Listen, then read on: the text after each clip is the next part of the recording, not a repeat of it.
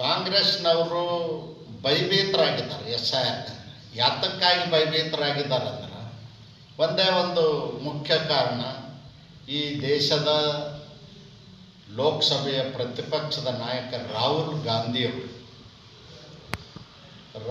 ಗಾಂಧಿಯವರು ಬೇರೆ ದೇಶದ ಪೌರತ್ವವನ್ನು ಪಡ್ಕೊಂಡಿದ್ದಾರೆ.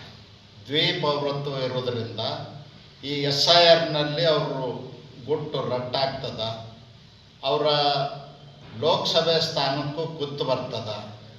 ಮತ್ತು ಬೇರೆ ದೇಶಗಳಲ್ಲಿ ಪೌರತ್ವ ಹೊಂದಿರೋದರಿಂದ ಅವರು ಲೋಕಸಭೆಗೆ ಆಯ್ಕೆ ಆದದ್ದು ಕೂಡ ಅನರ್ಹರಾಗ್ತದೆ ಅನ್ನೋ ಭಯಭೀತಿಯಿಂದ ದೇಶದ ಉದ್ದಗಲಕ್ಕೂ ಗೊಂದಲವನ್ನು ಸೃಷ್ಟಿ ಮಾಡ್ತಾ ಇದ್ದಾರೆ.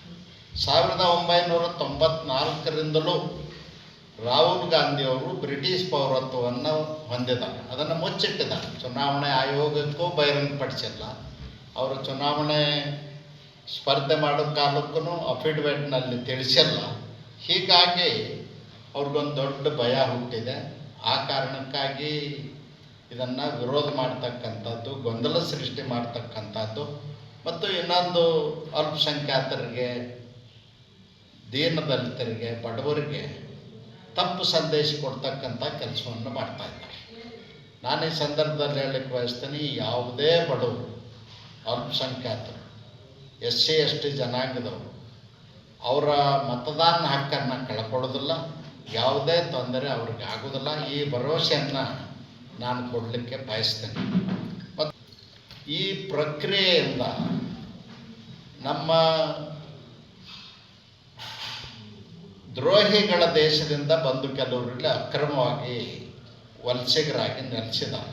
ತಪ್ಪು ಅಡ್ರೆಸ್ ಕೊಟ್ಟು, ತಪ್ಪು ಹೆಸರುಗಳನ್ನು ಬರೆಸಿ, ಇಲ್ಲಿ ವೋಟರ್ ಲಿಸ್ಟ್ನಲ್ಲಿ ಸೇರಿಸೋದು, ಇಂಥವೆಲ್ಲ ಮಾಡೋದ್ರಿಂದ ದೇಶದ ಆಂತರಿಕ ಭದ್ರತೆಗೆ ಧಕ್ಕೆ ಉಂಟಾಗ್ತದ ಅನ್ನೋ ಕಾರಣವೂ ಅಂದಿದೆ. ಅದಕ್ಕಾಗಿ ಮನೆಗೆ ಹೋಗಿ ಪರಿಶೀಲನೆ ಮಾಡಿ ಮತದಾರರ ಪಟ್ಟಿಯನ್ನು ಸರಿಪಡಿಸಬೇಕು ಅನ್ನೋದಿದೆ.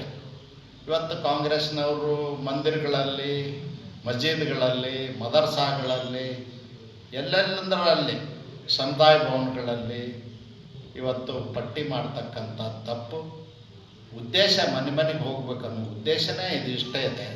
ಅವರು ಇಲ್ಲಿ ಅವ್ರು ಹೌದಾ ಅಲ್ಲ ಅನ್ನೋದು ಗೊತ್ತಾಗ್ತದೆ. ಮತ್ತು ಅವರು ಮನೆ ಅಡ್ರೆಸ್ ಮೇಲಿಂದ ಅಕ್ಕಪಕ್ಕದವ್ರಿಗೂ ಸಂಶಯ ಬಂದರೆ ಕೇಳಲಿಕ್ಕೆ ಅನುಕೂಲ ಆಗ್ತದೆ. ಆ ದೃಷ್ಟಿಯಿಂದ ಮನೆಗೆ ಹೋಗ್ಬೇಕನ್ನೋ ಉದ್ದೇಶ ಇದೆ. ಆದರೆ ಕಾಂಗ್ರೆಸ್ನವ್ರಿಗೆ ಪಾರದರ್ಶಕತೆ ಮೇಲೆ ಭರವಸೆನೇ ಇಲ್ಲ. ಪಾರದರ್ಶಕತೆ ಅವ್ರಿಗೆ ಬೇಡಾಗಿದೆ. ಚುನಾವಣೆಯಲ್ಲಿ ಗೋಲ್ಮಾಲ್ ಮಾಡೋದು, ಚುನಾವಣೆಯಲ್ಲಿ ಅಕ್ರಮ ಎಸಗಿ ಗೆದ್ದು ಬರೋದು, ಇಂಥವೆಲ್ಲ ಮಾಡಿ ಇಡೀ ಚುನಾವಣೆ ವ್ಯವಸ್ಥೆ ಮೇಲೇ ದೇಶದ ಜನರ ನಂಬಿಕೆ ಕಳ್ಕೊಳ್ಳೋ ರೀತಿಯಲ್ಲಿ ಕಾಂಗ್ರೆಸ್ನವರು ವರ್ತನೆಯನ್ನು ಮಾಡ್ತಾಯಿದ್ದಾರೆ. ಮತ್ತು ರಾಹುಲ್ ಗಾಂಧಿಯವ್ರ ಮನಸ್ಸಲ್ಲದ, ಅವರು ಈ ದೇಶದ ಪ್ರಧಾನಮಂತ್ರಿ ಆಗಲಿಲ್ಲ, ಕಾಂಗ್ರೆಸ್ ಅಧಿಕಾರಕ್ಕೆ ಬರಲಿಲ್ಲ, 12 ವರ್ಷದಿಂದ ಇಡೀ ದೇಶದಲ್ಲಿ ಎಲ್ಲ ರಾಜ್ಯಗಳಲ್ಲೂ ಸುಣ್ಣಾದದ್ದರಿಂದ ಅವರು ಈ ದೇಶದ ಯುವಕರಿಗೆ, ಅಲ್ಪಸಂಖ್ಯಾತರಿಗೆ, ದೀನದಲಿತರಿಗೆ, ಬಡವರಿಗೆ ದಾರಿ ತಪ್ಪಿಸಿ ದಂಗೆ ಏಳುವಂಥ ಪರಿಸ್ಥಿತಿ ನಿರ್ಮಾಣ ಮಾಡಲಿಕ್ಕೆ ಹತಾಶರಾಗಿ ಪ್ರಯತ್ನವನ್ನು ಮಾಡ್ತಾಯಿದ್ದಾರೆ. ಇದು ದೇಶಕ್ಕೆ ಅಪಾಯಕಾರಿ ನಡವಳಿಕೆ. ಇದನ್ನು ನಾನು ಹೇಳಲಿಕ್ಕೆ ಬಯಸ್ತೇನೆ.